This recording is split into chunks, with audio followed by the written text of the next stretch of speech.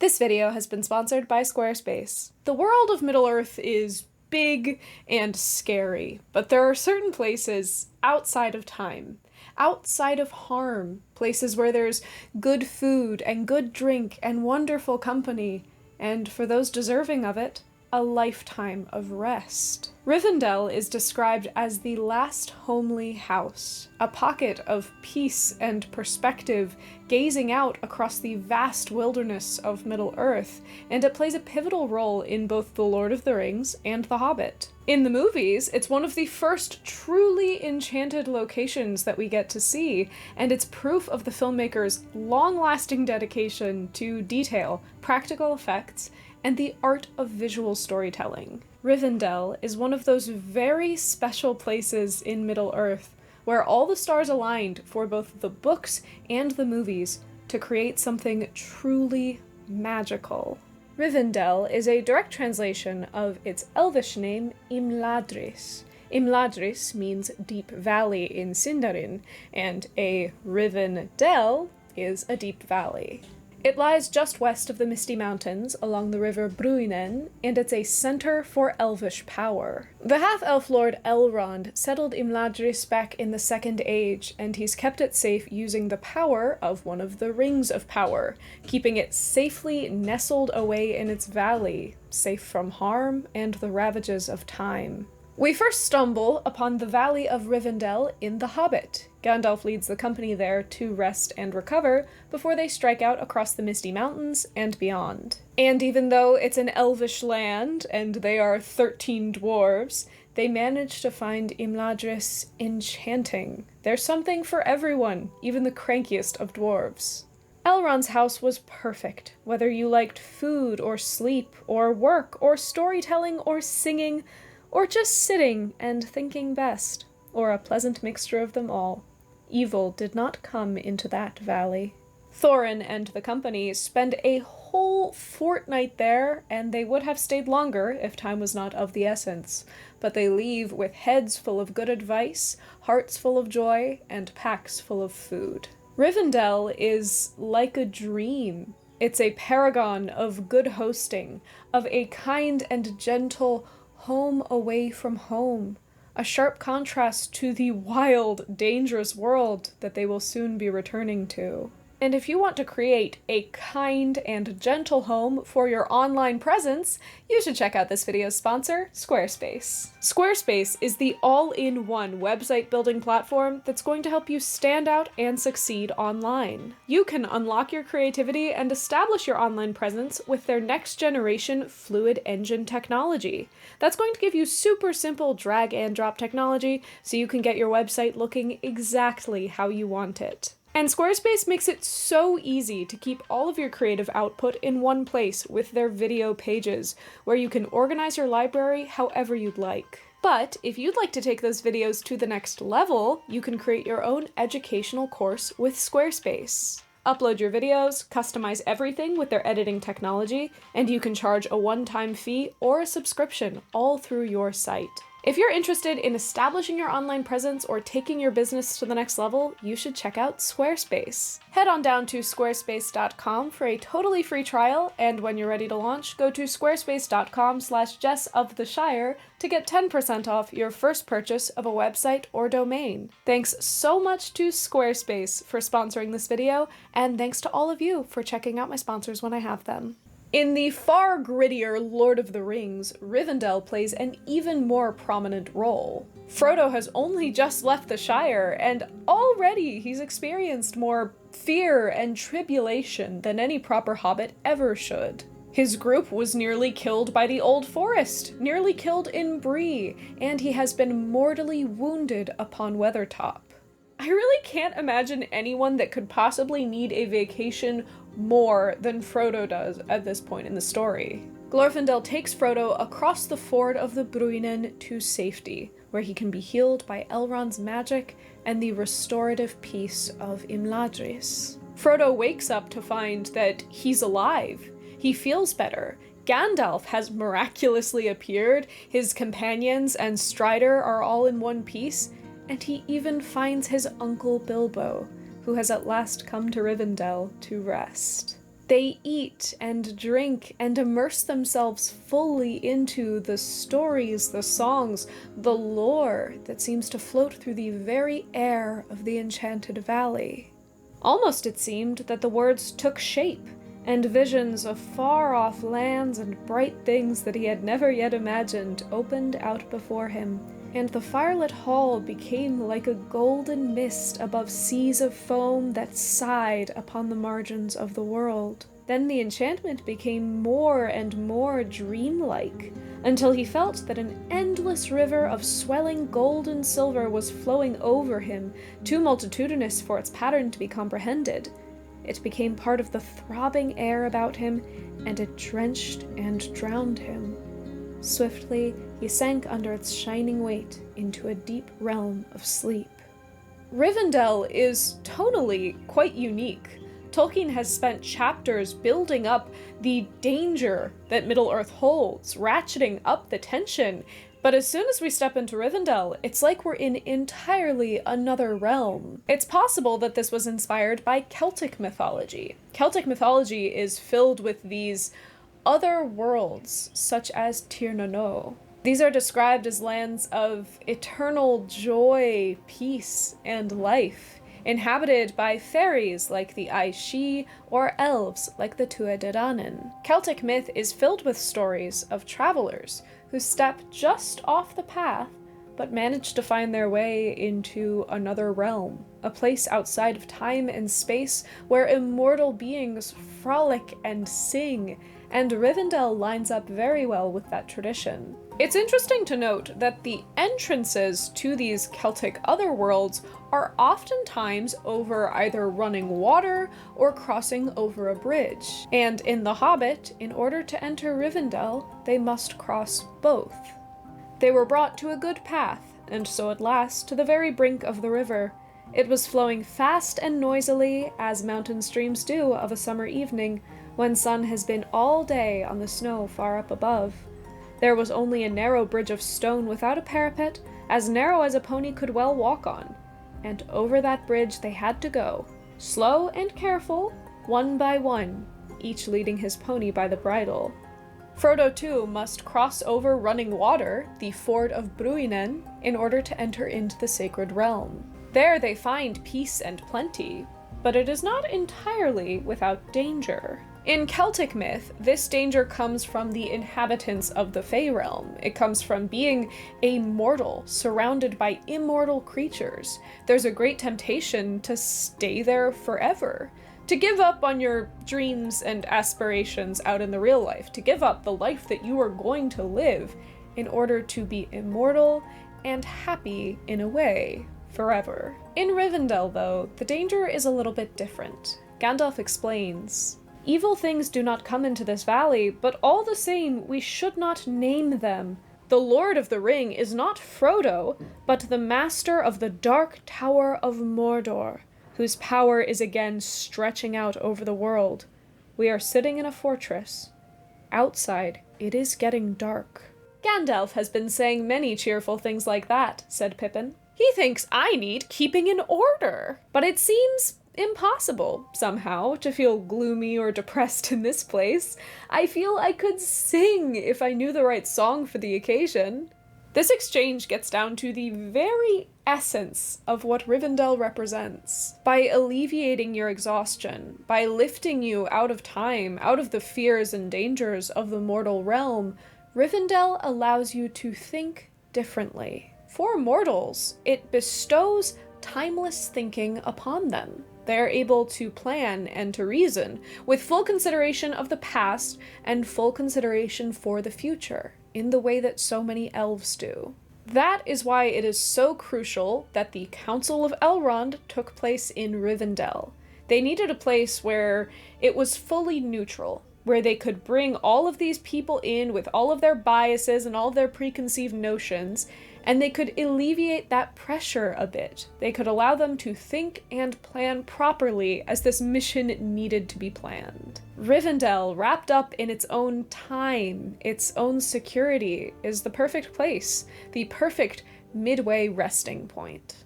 Rivendell is a place visited on the way to all deeds or adventures. It may prove to be on the direct road, as in The Hobbit, but it may be necessary to go from there in a totally unexpected course. So necessarily, in The Lord of the Rings, having escaped to Elrond from the imminent pursuit of present evil, the hero departs in a wholly new direction, to go and face it at its source.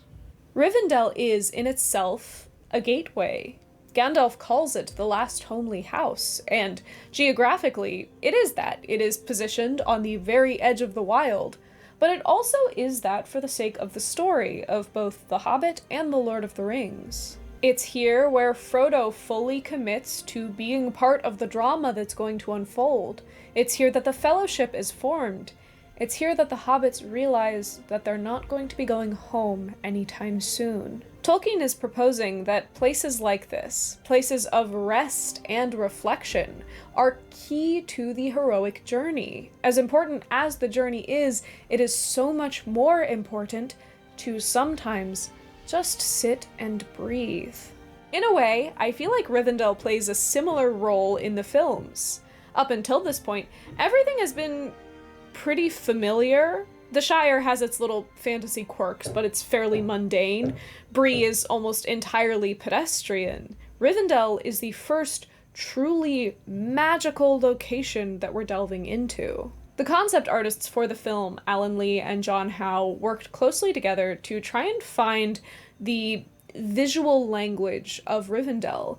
They needed to capture the unearthly perfection that elves were capable of. How do you define a culture which could be eternal, that could be forever perfecting itself? You have to search for some form of simplicity which can allow you to stop evolving and find that perfect line.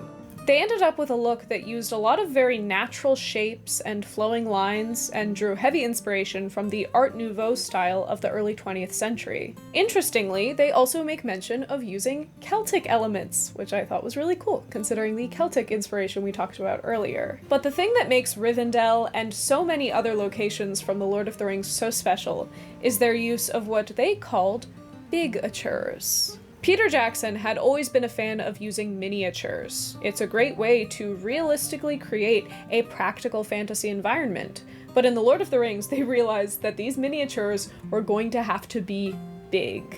It has started pouring, so that means we get rain ambiance for this video. That's nice. The bigger that you make a miniature, the more detailed and realistic it gets. Lighting also tends to look much more natural if you're working on a slightly larger scale, and then just from a practical point of view, it's very hard to fit a camera into a teeny tiny model. Hence the bigatures. And in order to capture the scope and scale of Middle-earth, some of these miniatures were over 20 feet tall. But this made for, in my opinion, some of the most magical moments ever captured on film. The beauty and the awesome size and nature of the miniatures has given the film a wonderful reality and firmly makes you feel as though you've journeyed to Middle-earth. Alex Funke, who lit and shot many of the miniatures for The Lord of the Rings, explains that his perspective is that in order to make a film, you have to actually film some real things. You can use CGI to smooth things out, to composite shots together, to clean up the edges, but especially in the era before CGI had reached its peak, you had to have real footage somewhere there in the mix. Of course, I would argue that our current modern over-reliance on CGI in cinema is slowly killing the craft that allowed magical films like The Lord of the Rings to be created, but no one asked me, so I will not talk any further on that subject. They use bigatures everywhere, in this stunning shot of the Argonath, in Minas Tirith, in Isengard, and of course, in Rivendell. Rivendell was actually one of their smaller bigatures, meaning that it was still large enough for a full-grown man to stand in. The model was based pretty directly off of this illustration by Alan Lee, and they managed to capture the delicate, lacy quality of the drawing. Alan Lee was actually so involved in the production of this Rivendell bigature that he would oftentimes come down into the studio while they were working on it to give his advice and even to help paint some of it. They originally only intended this bigature to be used in the really wide shot that we see of Rivendell, where it's positioned in the valley, but as filming progressed, Peter Jackson and his team decided that they liked it so much, they were going to use it in more shots. Fortunately, the model makers, Mary McLaughlin and John Baster, had actually made the Rivendell bigature detailed enough that it could handle that closer scrutiny. And I don't know about you, but that's incredible to me. I've worked in the arts before, and I know how much people are encouraged to cut corners while you can, and it would have been very easy to make this set far less detailed than it was, but the fact that they cared that much and were given the time and money to put that care into this piece of art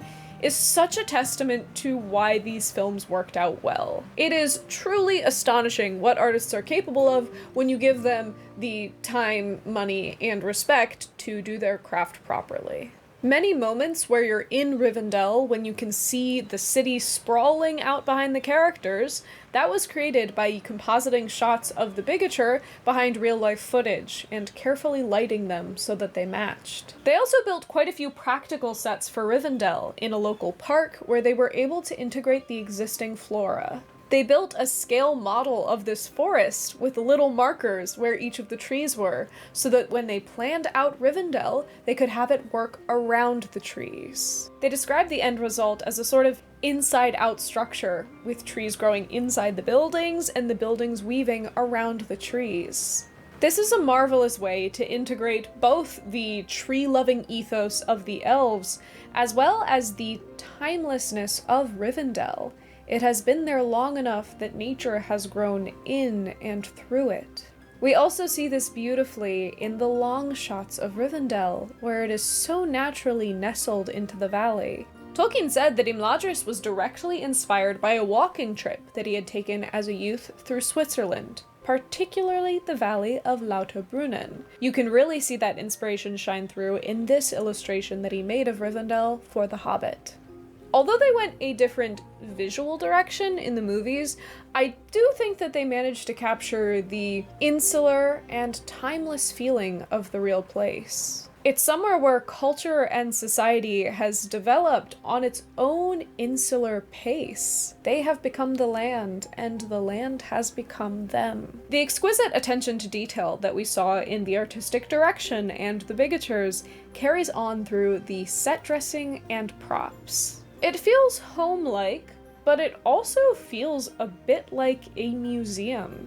It's as if history, and recalling and holding history, has become a part of these people's everyday lives. In the background of nearly every shot, you can see statues and tomes, relics and records of ages long past. The walls are lined with paintings and frescoes, many of them done by Alan Lee himself, in his signature, fantastical, dreamlike style. The cinematography lingers on these little background details, rarely making it too obvious, but drawing the audience's eyes to it. And these aren't just random set dressings. It's not like they just went around the stock prop basement and pulled things that looked like they'd fit. These are all very essential and integral to the plot. It's visual storytelling at its best, not spoon-feeding it to the audience, not forcing it down their throats, but subtly enhancing the experience for those who know what they're looking for. A key example of this is the atrium with Narsil and the painting of Sauron.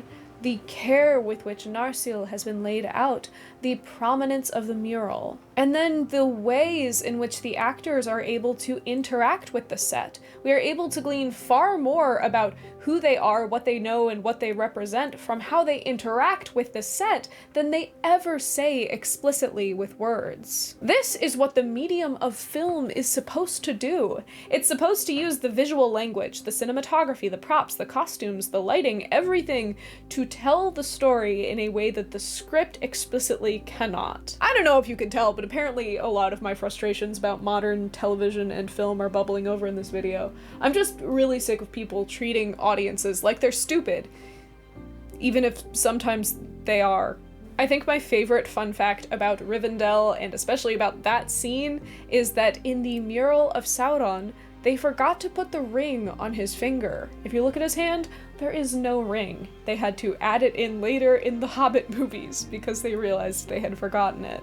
Rivendell is only a fleeting moment in both the books and the movies, but its impact is huge. It's there that Narsil is reforged into Andúril, and it's one of the places that will disappear when the magic leaves Middle-earth. It's this glowing hub of history and elvish culture, and there's something really amazing about how wonderfully done Rivendell was in both the books and the movies. In the book, it acts as a mystical gateway, a checkpoint, your last moment to really sit and breathe before the rest of the story spills unstoppably onward. In the movies, it's a perfect embodiment of skillful visual storytelling, practical effects, and it shows a complete trust in the audience's skills of observation. Rivendell is a place of memory. It's a snapshot of ages past and a precursor for what is to come. It is the embodiment of wisdom and clever consideration,